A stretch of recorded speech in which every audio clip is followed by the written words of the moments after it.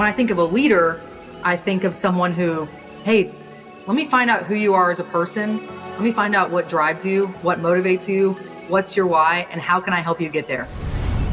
I knew that if I was going to do this, I needed to go through and really do a lot of self-discovery. I wrote down everything that was hurting me, things that I needed to work on with forgiveness. I wrote it all down. I sat outside, started a fire pit. I processed, I grieved, and I threw it all in the fire. When you go through hard times and trials, it's perfect. God doesn't waste a wound. If I could just change one person's mind, then I feel like I've done my purpose.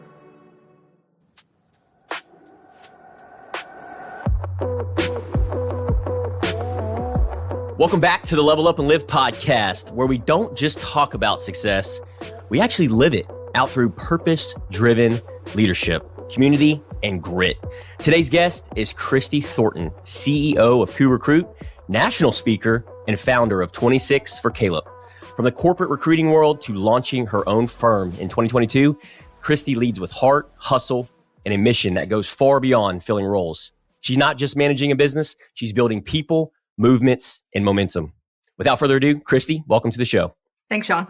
Well, you know how we roll. Hit us with that 1-minute intro. Yep. No, so I'm Kristi Thornton, like Sean said. I'm the founder of KuRecruit. My passion has and always will be people. It's one of the reasons why I started KuRecruit.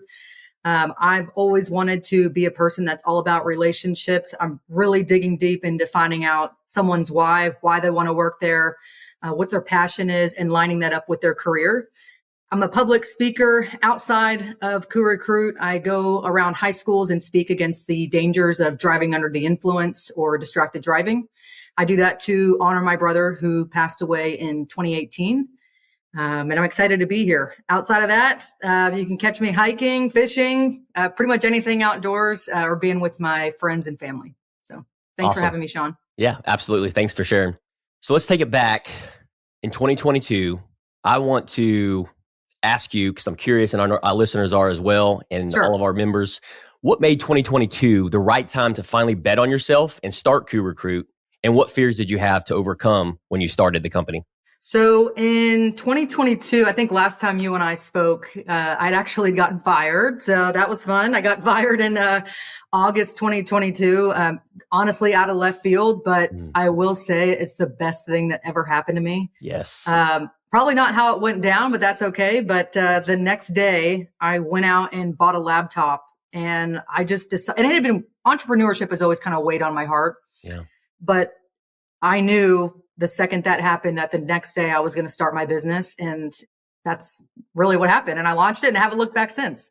In that moment, because I resonate so much with that in losing your job and getting terminated, because I'm not sure if you know my story or not, but for our listeners and our new viewers as well, when I graduated college from Stephen F. Austin State University, I had started working in Enterprise Rent-A-Car, worked my way up for 3 years, was on the highest, pedestal and company car, and thought I was, high horse there. And so within 3 years, I ended up getting terminated, and then I got punched in the mouth and got sat down. Well, I went 6 months and I was frustrated, and I got headhunted by a State Farm agent. He ended up recruiting me. So I went and worked for him for another 3 years, got terminated again. So I resonate with what you're saying. I got terminated twice. So in my experience, what it does to you, it lights a fire. And for me, it was in that moment where I was like, I'm not meant to work for somebody else. Yeah. And I had to overcome that. Mentality of, hey, I can do this. Self-doubt, fear never really crept in. I don't know. And I'm curious with you.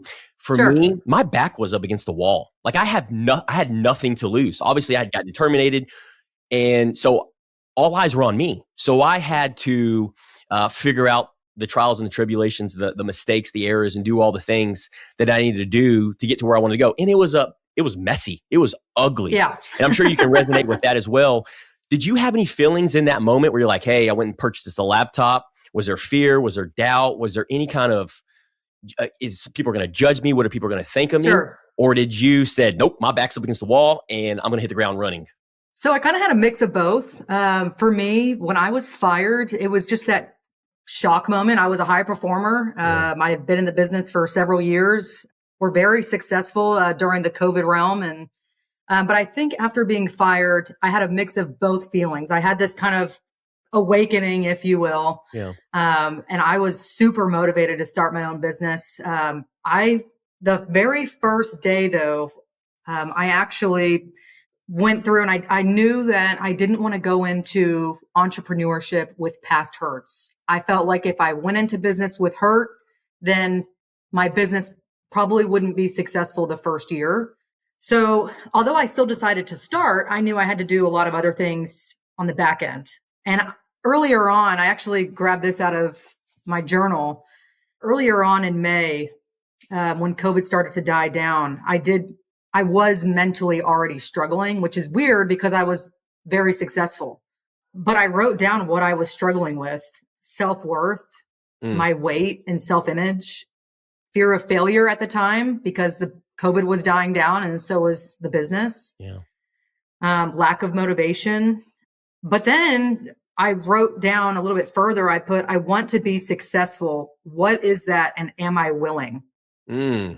So I knew that if I was going to do this, I needed to go through and really do a lot of self-discovery. I wrote down everything that was hurting me, things that I needed to work on with forgiveness. I wrote it all down. I sat outside. I started a fire pit. I processed, I grieved, and I threw it all in the fire, prayed, and moved on. And then, outside of that, I knew that physical health, I've told you this before, I'm a firm believer that how you are physically is probably a clear direction of how your business is going to perform. So I did 75 hard right off the bat, which was awesome. It was mentally challenging, but those were kind of the things that I dealt with when I first started the business. And I'm a lot better now than where I was. So would you say that was the first 6 months with starting the business, or that first year? Yeah, I'd say the first 6 months. And then after that, I really haven't had much self-doubt. I'm in it all the way and I'm excited and we're making positive changes and we're moving in the right direction. So I'm hoping never to return to corporate America.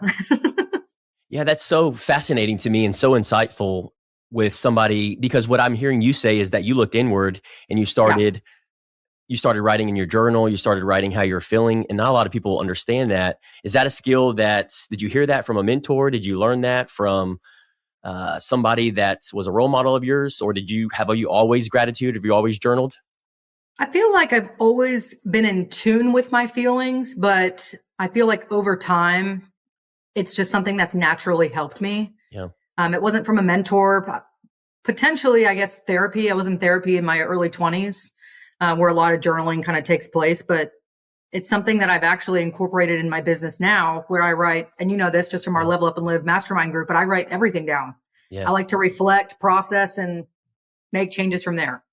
That's such an inspiration to me because I struggled with that, Kristi, and I still do to this day on journaling. And the biggest reason, it's the dumbest reason, because I don't like my handwriting. Let me tell you something. I got like chicken scratch. Okay. Sometimes I can't even read what I wrote. I'm like, okay, I need to slow down, take my time. That same as me. And so I get that. Yeah. So, and I've a mentor once told me, or I think it was somebody in the mastermind group, they're like, well, that should be an indicator, Sean, to actually slow down and be intentional about that. And it was kind of that aha moment. Yeah. A lot of times we make these stories up in our head. Well, I don't journal because of my chicken scratch. Let me find an excuse. Yeah, that's a horrible excuse. But we both know what it's done in our lives. And for me, my gratitude journal and writing down something I just started writing down. And for our viewers and audience and listeners, man, I highly recommend this. It's really helped me out reflect. I used to reflect once a week, Kristi. Mm-hmm. Now I reflect in my gratitude journal or my journal once a day. And I do this around 5 to 10 minutes around 3 p.m. in the afternoon time. And I do 3 things. It's a 3-step method. So the first one is, what are my top 3 wins for the day? This allows me to look at my wins. The second one is, what are my top 3 adjustments that I need to make? That basically, what do I need to adjust? And then the third one is the alignment. On a scale of 1 to 10, where am I aligned? So a 10, I'm always striving to be that 10.0 version of myself. So I'll never be at a 10, obviously, right? Because that's God.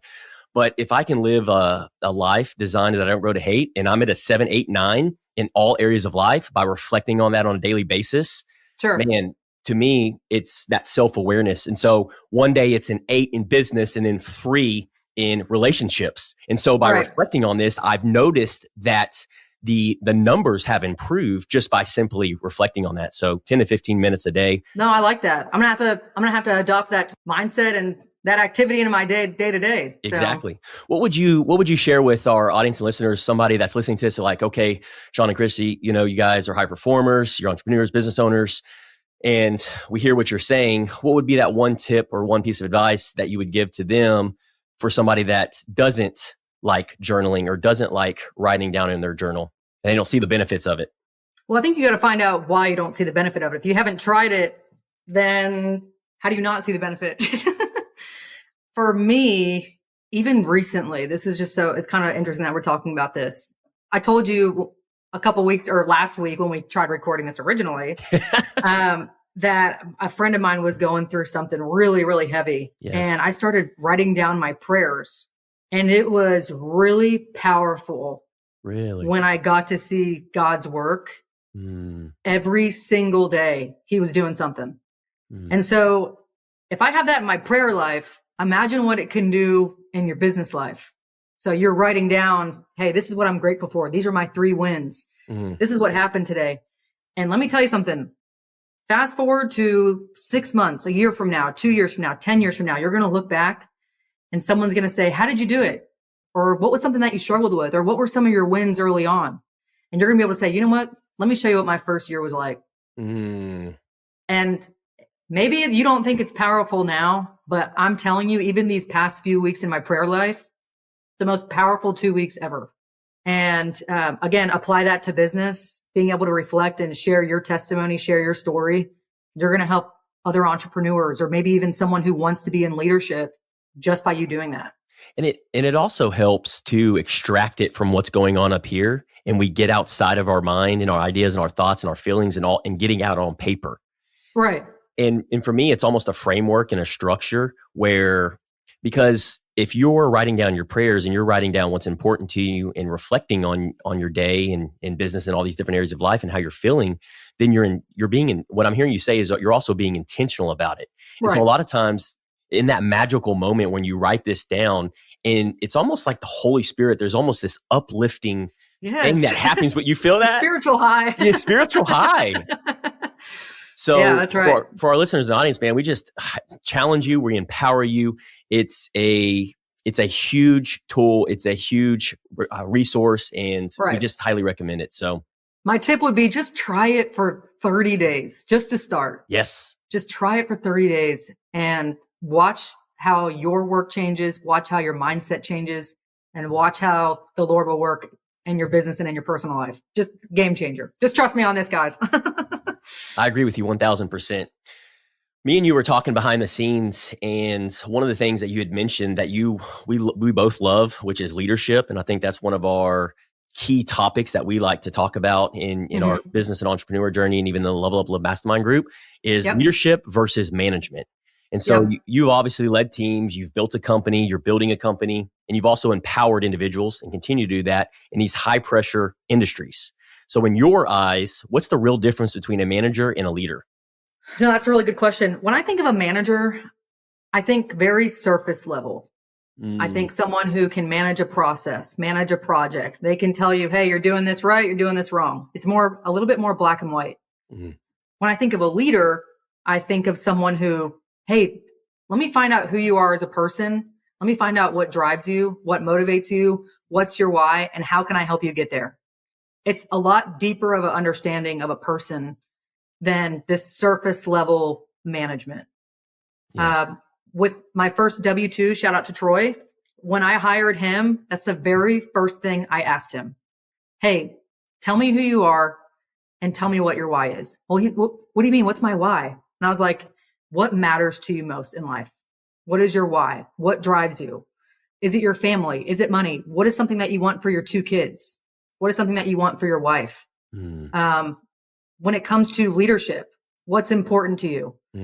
How do you like to be led? That's another big one. And then I find out his goals. What's your personal and professional goals? And what does that mean to you? If you're a manager, like I said, you're just managing, you're the bare minimum. Yes. But leadership, that's that next level it's really going to make a difference in your business. And most people leave jobs because they lack a leader. Yes. So that's why you got to do a lot of internal. That's why I had to do the hard work up front. Otherwise, I was never going to be a leader at this company, ever. If you're listening to this right now, you need to rewind that for 25 seconds because that was just a gold mine of valuable information that Kristi just shared. And I couldn't agree with her more. And so a couple things taking away. When you said the quote, if people are leaving the company, it's not because they don't like the job or the responsibilities or the duties. Guess who they're leaving? The leader. The leader. And that was a big pill to swallow. I was the leader that people were leaving because I was the manager, Kristi. Just shortly 3 years ago, 8 years in business, I was the manager. And I was the one dictating. I was the one barking orders. And I was wondering why I was so unfulfilled and lacked purpose and lacked vitality. And because it was all about me. What you just said and what I'm hearing is that is servant leadership. Everything that you said about Troy, you're making it about him, not about Kristi. You focus on him, help him ask the good questions and the good quality questions and help him get to his goals and be that supporter. Then guess what the byproduct of that is? You getting to where you want to go and your company wants to go, right? And you're aligned together. And to me, that is what we're all about in leveling up and living our best life as leaders. And so you embody that. And it's such an inspiration seeing you do that because it's very rare. It's very rare into this day and age there's a lot of managers out there and we're against that. So now we're creating purpose-driven leadership. So that's exciting. My next question is I want you to take us to a moment where you felt like things were falling apart, maybe in business or maybe in life. And I'm curious what lessons did you walk away with that made you stronger when these things in these moments were happening in your business or in your life? Sure. So one of the biggest pivotal moments of my life was back in 2018. 2017, let me just back up here. So 2017, I was living in Kingwood at the time. We had Hurricane Harvey hit, just completely destroyed my hometown. And then a few short months later, I lost my brother in an accident. And I just had, all of this going on while training for the Chevron Houston Marathon. And it was just a lot. But I knew deep down that something had to change. I wasn't running from my grief at all. I just knew that I needed to find peace again. I needed to kind of do a regroup. And I ended up moving to the Woodlands. I ended up leaving a company that I was with for 8 years. I really knew, I knew that I wanted to grow in a different way in my life. Fast forward, it was the best thing I've ever done.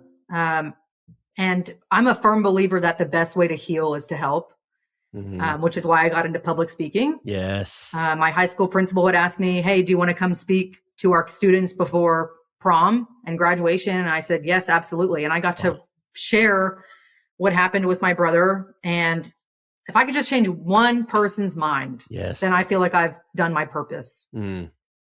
And in business, again, that one pivotal moment was when I got fired. I loved, in the beginning, I loved who my leader was. And then things changed. I changed, he changed. And that really kind of tailored into how I wanted to be as a leader. Not everything was bad. I actually learned a lot. What would you say that one lesson is that you walked away with in those tough times for you that made you stronger? One lesson that you could give our listeners and audience, because we all go through tough times and challenging times and things happen to us. And so it's in those moments how we react and how we show up and then reflecting back, which you do such a good job at. What lesson do you think that you pulled away or walked away from and that made you stronger as a human being and as a leader as well? Sure. So this is going to sound odd, but in the first 2 minutes after my brother passed, I literally had a conversation with God and I said, okay, God, I'm either going to hate you or I'm going to cling. And I chose cling. And that same concept applies in my professional life. Putting God first in my business has been a game changer for me. I don't really have anything else to explain it, but that's the lesson I learned is when you go through hard times and trials. I heard this quote this morning and it says it's perfect. God doesn't waste a wound. Yes. And that wound of losing my brother wasn't wasted.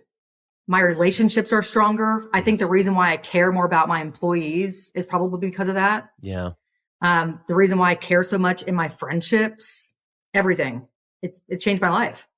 And even, I told you earlier on that, I had a friend of mine had a really tough 2 weeks, and a lot of the feelings I felt were grief, and it reminded me of when I lost my brother. But again, it's just showing up when it matters, and it's showing up when it's hard. And if you do that for your employees, if you show up when it's hard, Troy showed up for me these past 2 weeks when I was going through it with my friend. Wow. He showed up in the business, and I didn't even have to ask him to do that. Wow. He just took it to that next level because he cares. That's right. And because you care as a leader, authentically and genuinely. That's the only way. See, if you're the manager in that situation, he ends up maybe putting in his 2 weeks or ends up not as caring as much. But because you're the servant leader and you believe in that higher power, that supernatural force, because we all know if we try to do it on our own, then it's a recipe for disaster. And so who do we lean on when times get tough? And man, I think you hit the nail right on the head. And for our listeners and audience listening to this is, I don't know what your religion is, and I don't know what your beliefs are, but we have got to get outside of ourselves and be able to lean on, to me, a higher power. And so what does that look like, and what does that feel like? Because it's not if, but when times get tough, you've got to be able to plug yourself into that so you don't isolate yourself. And we're all against isolation, because I think a lot of times, Kristi, high performers like us, business owners, what do? When the times get tough, we isolate. We don't want to surround ourselves with anybody. We want to, the devil comes in, the enemy comes in going, nope, you don't need to do a podcast. You don't need to, go to the Mastermind group. You don't need to plug yourself into church. Just stay home, sulk. Stay home, be lonely. Grieve, be lonely. Don't journal, don't gratitude.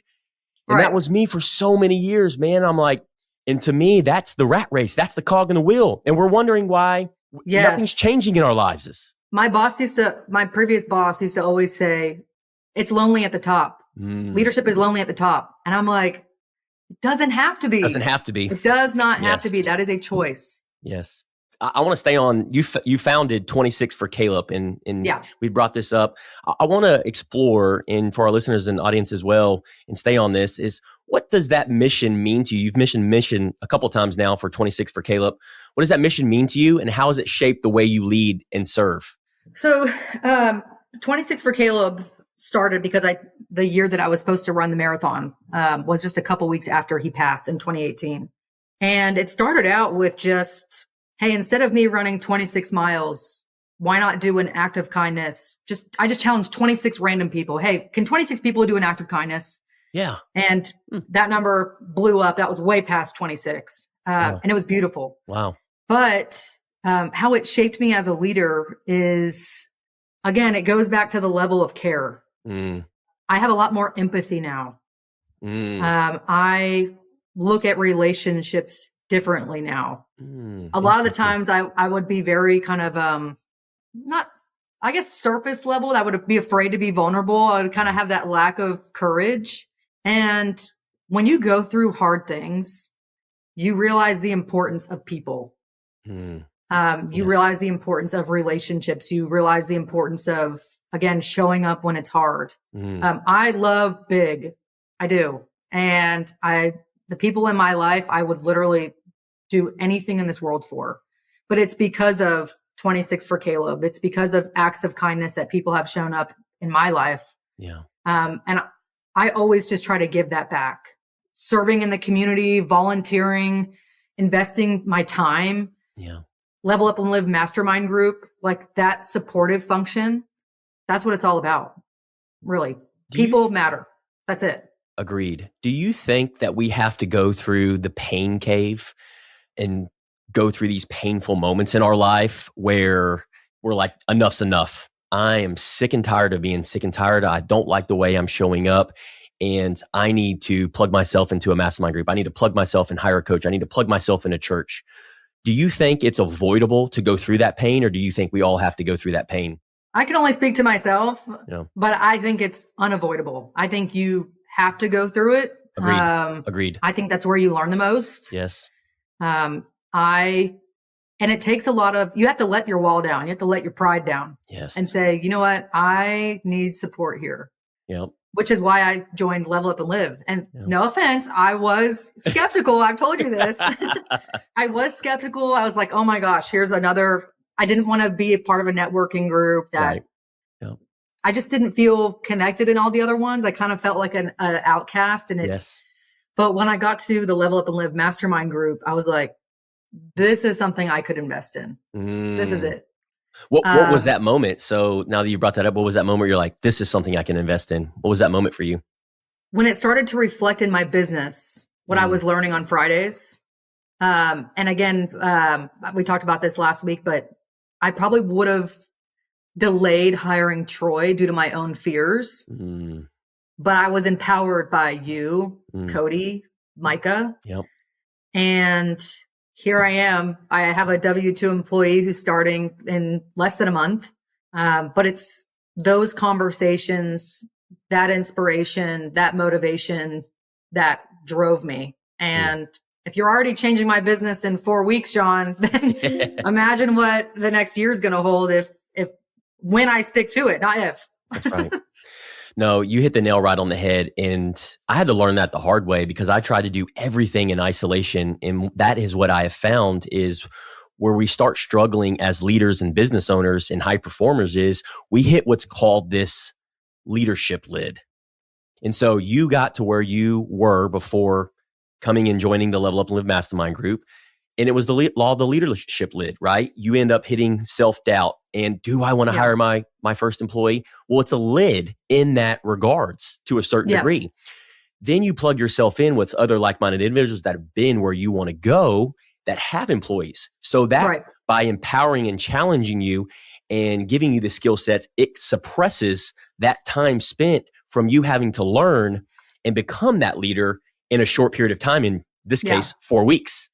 Most people, they'll spend years and they'll never hire their first employee. They'll never start their business. They'll never go run the 5K. They'll never go run the marathon. They'll never go start the podcast. And the number one regret on people's deathbed is the regret of not doing, not taking the leap of faith to go through these things, getting comfortable, uncomfortable. Right. And so you hit the nail right on the head. Speaking of hiring your first employee, for our business owners and high performers and leaders, walk us through that moment. What was exciting? What was hard? And what advice do you have for the business owner about to make their first hire? Sure. So what was it like? It was, I had to get past the self-doubt. Okay. I'm going to let my pride down here. I was terrified. It's a lot of money to take a risk, right? But one of the things I did up front is, again, Troy's been a contractor of mine for over a year. He's actually a teacher full-time. He works after hours and on weekends. And he has just shown up. So I knew pretty early on that he was going to be my first W-2. The scary part was just letting go of my own problems and letting go of my self-doubt, getting connected to the Mastermind group and having other entrepreneurs who have already been through it motivate me to take that next step. So I did that. What was it like delivering an offer letter to Troy? That was hands down one of the best moments in business. He was shocked. I was like, no, come on, have a better reaction. I can. But no, it was a really special moment. So he starts June 5th. And then my advice, honestly, just get past, if the only thing holding you back is fear, that's not a good enough excuse. And I had to learn that. I've been holding on to that excuse since the last time I was on your podcast. So it's been a little while. But I'm excited. I'm really excited for the rest of 2025 and to see the business grow. So yeah, we're excited to be on this journey with you as well, because I'm a big believer in now you've created a system and process. You know what that feels like. You know what that looks like. And so it's duplicatable. And so people listening to this and business owners listening to this, what is holding you back? Is it fear? Is it self-doubt? Is it the fear of it not working out? I know all these thoughts come in our minds and our feelings and our emotions, and then we end up getting paralyzed, and then we pick our head up in 6 months, 12 months, and we're doing all the work, and we haven't created little mini soldiers. And so we end up being the bottleneck in our business. which leads to burnout, frustration, and overwhelm. And we isolate ourselves. I mean, I've been doing this for 10 plus years now, Kristi, and I see it time and time again. I've coached over 40 plus business owners and entrepreneurs, and it's the same story. And I know it's not if, but when. I talk to teens and 20-year-olds all the time, and they're head down in the trenches, sleeves rolled up. They're making things happen. And in the past, I would have been like trying to influence them to go, hey, pick your head up for 2 seconds. Right. And start asking yourself the questions and what obstacles and challenges you're going to be facing. It's what I have found is typically they don't listen until they go through that pain cave and they're like, you know what? Enough's enough. I cannot do it on my own. And that was me 3 years ago. I can't do it on my own. I need help. Nobody can help me. Yep. That's how I felt. Yeah. So I think a lot of people listening to this can resonate, and that can be just any area of life. That can be marriage, Kristi. That can be health and fitness. Here recently, I reached out to an individual. Shout out to Michael. He's a Mastermind member as well. And he's doing really well in business and got a great home life and his health and fitness. That was one of the things he wanted to really level up in. Yep. And so I wanted to be intentional about inviting him to come and work out with me, because sometimes we need that accountability because we don't have that guidance or that support if we lack thereof in a different area of life.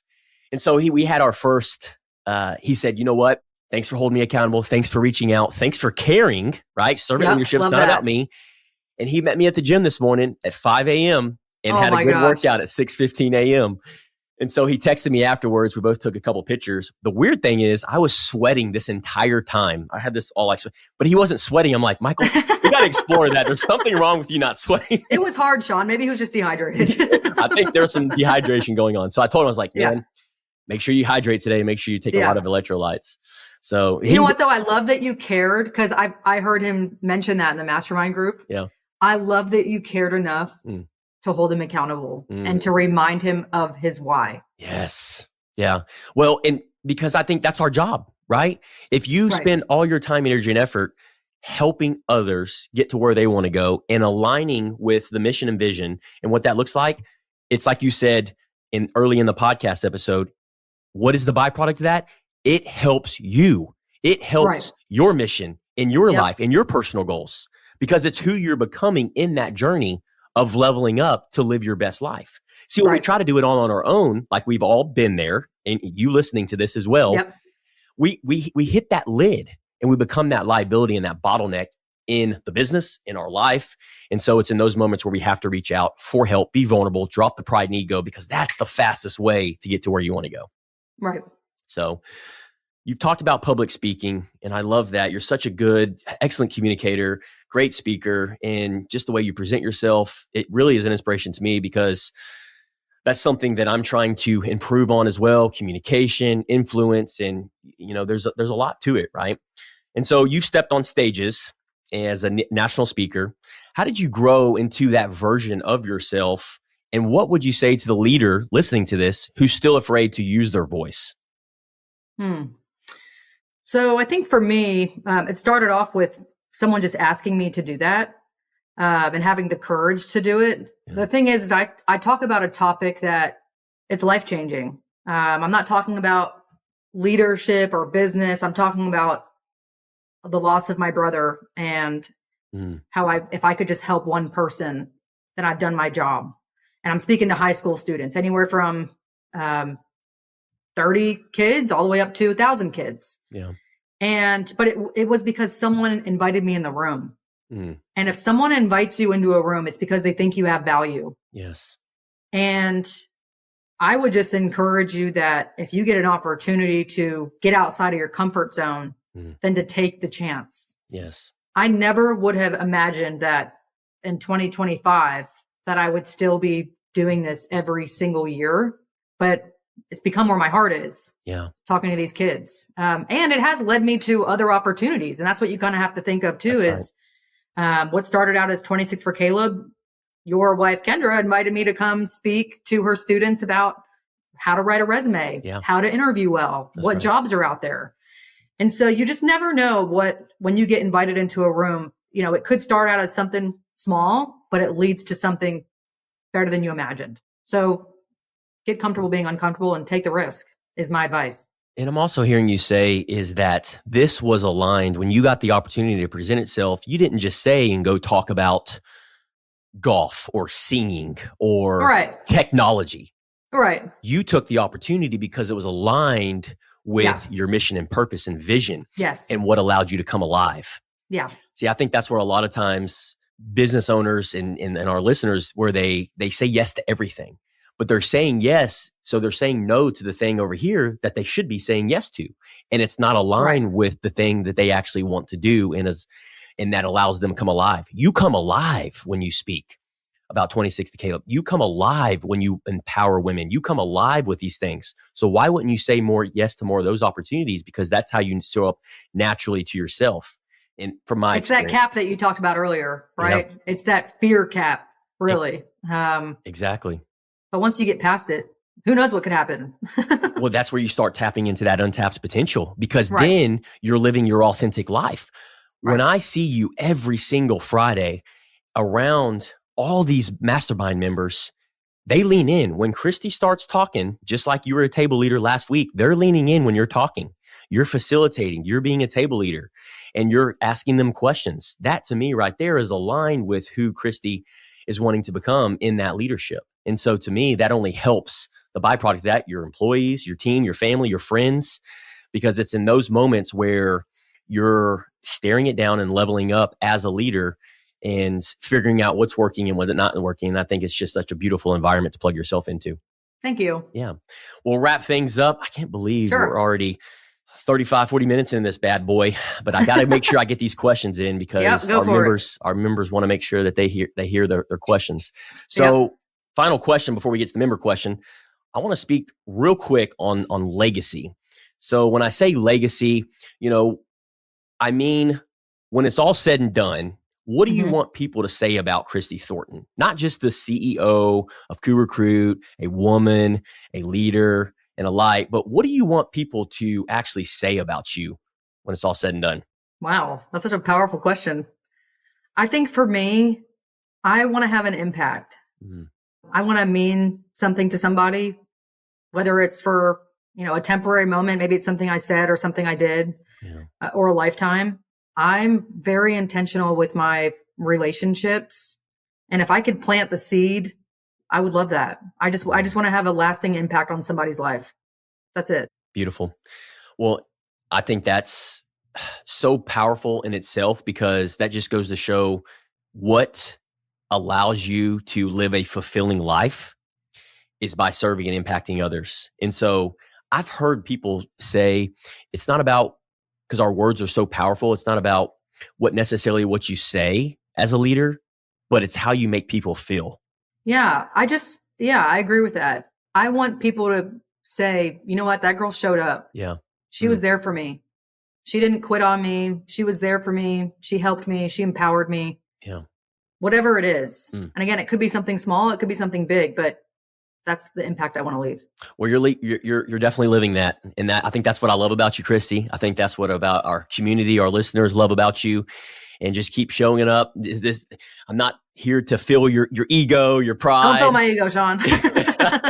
When people tell me that all the time, I have to really humble myself. I'm like, no, I'm not awesome. You're awesome, And so I have to it's humility. It's really humbling ourselves and just challenging and holding each other accountable to higher standards. But yeah, I couldn't agree with you more. So let me get to these membership questions. Micah Haroff, he asked, Kristi, how do you stay grounded and focused when everything around you feels uncertain or out of control? That's very relatable. Honestly, I go back, I have no other answer other than Jesus. Anytime I feel like my world is shaken, or maybe there's something going on in a friendship or relationship or in business, whatever it is, that's the only thing I go back to. I get plugged into church. I get plugged into my prayer time. I get plugged into my Bible time. And then I get so mad at myself because I'm like, why are you not consistent with that? Yes. Why do you only go there when it's hard? You know what I mean? Yeah. So I'm not perfect. I'm trying to be better at that. Is that something you're struggling with on consistency? Even consistency? Yeah. I feel like I talk to God every day, but my quality time, which is so crazy because I give my quality time to the people in my life. Yes. But I'm not a perfect Christian. Yeah, and that's right. one area of my life where I'm like, dang. So these past couple of weeks when I was going through it, just supporting my friend. Yeah. That's kind of when I realized, like, holy cow, like this is all you have at the end of life, right? This relationship matters more than any other relationship you have. Amen. And that would be my answer to Micah is when the world gets a little shaky, you got to go to the one who made it. So yeah, beautiful answer. And what's interesting is I struggle with the opposite of that. So every day I pray, devotion, scripture, and I write in my gratitude journal. And I find myself all the time thanking God for what he's done in my life. Mm-hmm. But when times are tough, that's where I struggle to go to him. That's interesting. Yes. In those moments. And, my story, I wasn't raised in church, and, I've never read the Bible. And this was I've been on the spiritual journey for the last 3 years. Mm-hmm. And I've always been taught, Kristi, to suck it up, buttercup, no excuses, figure it out on your own. Well, that's what we're against, right? That's isolation. And I've really had to work on it when times are tough, when I'm struggling, because I used to think it was a sign of weakness, but let me be clear. It is not a sign of weakness to reach out for help. It is not a sign of weakness. And I keep telling myself, killing the old version of myself, that no, you can ask God for help in these tough times and be vulnerable. It feels uncomfortable. So I have to get comfortable getting uncomfortable. Yeah, I get that. And it's a work in progress. Right. Yeah. I get that. Second and final question from Cody Schneider. By the way, shout out to Cody. A dude just continuously levels up. He speaks highly every time me and Cody are in the same room. He's always speaking highly of you, Kristi, by the way. Well, thank you. Yeah. So I know you're an inspiration to all of us leaders. His question is, when you were at your lowest point, whether facing a business setback, personal doubt, or a leadership challenge, what was the unfiltered truth you told yourself to keep going? And how did that internal dialogue shape the leader you are today? So I think for me earlier on in the business, some of the things that I made mistakes on was who I brought on.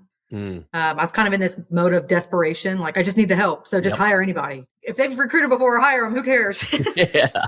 And, but for me, when it didn't work out, I really had to just slow it down a little bit. Right. And say, hey, Kristi, this matters who you let in. Yes. Okay. One person can be a cancer to the organization. You have to be very intentional. That word's been brought up today a lot.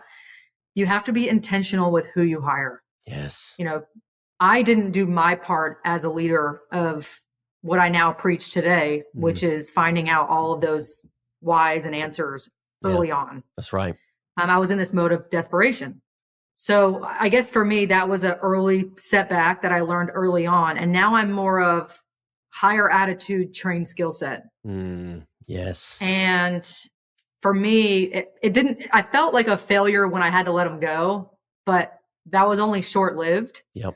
And afterwards, I felt better as a leader because I was having to make tough decisions that felt uncomfortable. Yes. And so when you're in those moments where you're like, shoot, I messed up, you take ownership of that. Yeah. And you move on. That's right. But I guess the unfiltered truth is I'm not a perfect leader. I'm not a perfect person. I'm going to make mistakes. And if I'm transparent about that, then that makes me authentic. So that was, I guess, the answer for Cody. But for anyone else, you have to let go of the ego and the pride. You are going to mess up. Entrepreneurship is scary. If it was easy, everybody would do it. Beautiful. Great question, Cody. Beautiful. Great question and beautiful answer, Kristi. You thought about that one. That was definitely something I'm going to go back and listen to. I really appreciate you sharing that and diving deep on that and being vulnerable about that as well. So I know that's going to be nothing but impactful. Well, we're out of time, young lady. Out of time. That was so quick. Yeah, I know. It's like we're sitting in the coffee shop having a good conversation. Yeah. So awesome. Well, I appreciate you being here today. This was a round 2. For those that don't know, Kristi showed up again. So thankful, so grateful for her to be on the podcast. Last week, we had some internet interruptions, but we got it in today, got it taken care of. Yep. This is going to impact hundreds, thousands of individuals listening to this. So thank you for saying yes today, Kristi. And also, I want to acknowledge you for living boldly and leading with intention. You strike me as the leader that not only leads with intention, but you're authentic and you show up and are not afraid to be vulnerable and say to the world that you're not perfect. If you would have told me to do that 2-3 years ago, I would have been trying to mask everything. And that to me is just miserable, but you show up, you're authentic. So I really appreciate you doing that. Thank you. Yeah, absolutely. How can our community at Level Up and Live, all of our listeners, audience, and viewers, how can we support you? Sure. So if you guys want to get on the website, KooRecruit.com, KOO-recruit.com, check us out there. And then if you have a hiring need, I treat your business how I treat my own. So if I'll hire them, then I'll send them to you. I'm not going to just throw up resumes and hope they stick. So if you have a hiring need, I'd love to connect with you. If you're a candidate looking for a new position, I'd love to see what we can do to help you out, get your resume in order. So you can find me on LinkedIn or our website and go from there. So thanks for asking. Absolutely. And we didn't even get a chance to tap into recruiting and some of the insights of that. I know, next time. Yeah, we'll have to definitely do this again. So maybe not as long in between, but I know that's going to be super valuable for leaders and business owners as well to get your insight on that, your expertise. Sure. So listeners, thank you so much. We greatly appreciate you for listening all the way through. You're a true 1%er. If this episode fired you up, share it with a business owner you respect. Leave us a review, whether it's a 1-star, 5-star. Go in there. It takes 2 seconds. The reviews help us reach more people. And don't forget to subscribe if you're on YouTube. And if you're craving a tribe of bold leaders like Kristi here, join us at the Level Up and Live Mastermind group here locally in Montgomery County, where real growth happens every single week. Let's go build a life we don't need a vacation from. Level Up and Live.